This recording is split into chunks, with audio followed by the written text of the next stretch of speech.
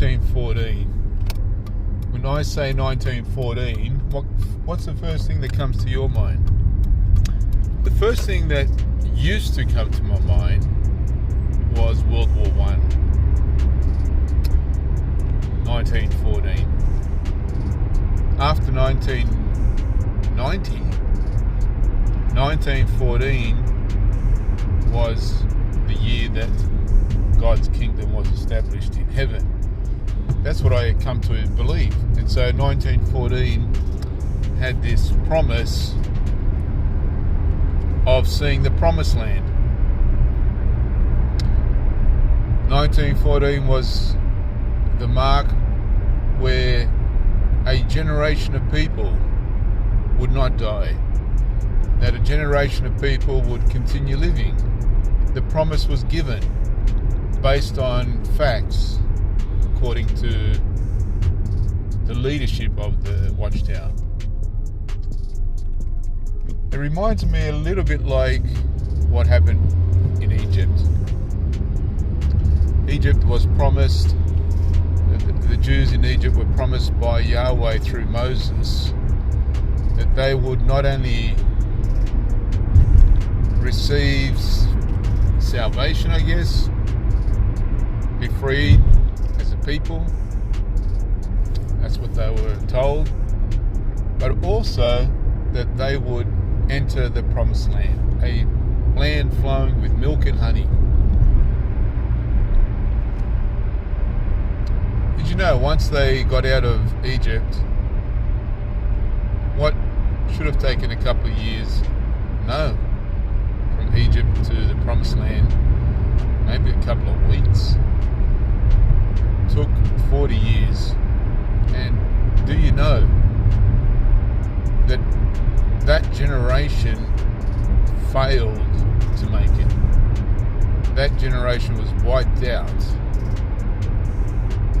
before they could enter the promised land. Only two survived that 40-year journey in the wilderness. Who were the two? Joshua and Caleb.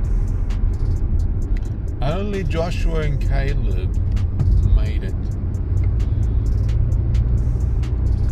Today, I feel that there is a change going.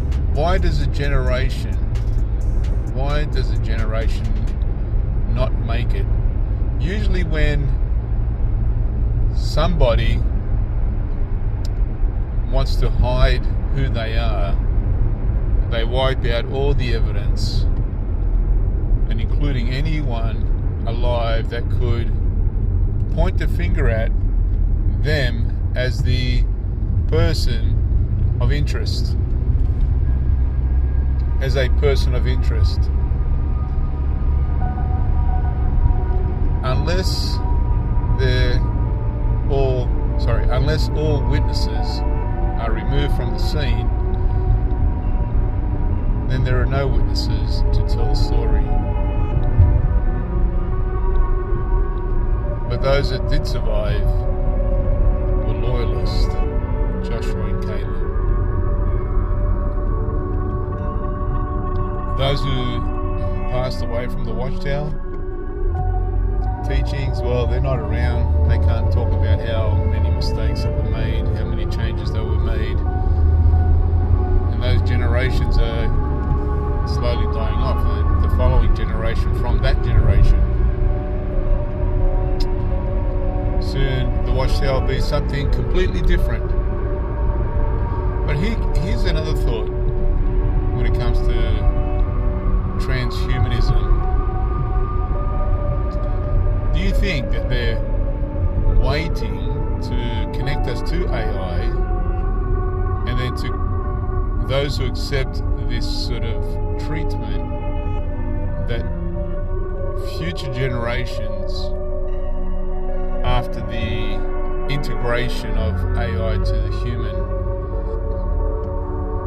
that future generations would be controlled as to what they think and what they believe, and totally wipe out the Lord Jesus Christ from their mind. Not God, but the Lord Jesus. Jesus. What do you think? Do you think that is the goal, game plan of the enemy? It seems to me, when you look at past references, that the enemy has already done this. So why wouldn't he do that today? I don't know. It's just something that came to my mind as I'm driving. Have a great day, guys.